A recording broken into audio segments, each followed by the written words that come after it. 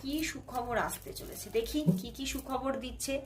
Queen of pentacles, wow, সুখবরই সুখবর, এখানে তো সুখবরের বন্যা।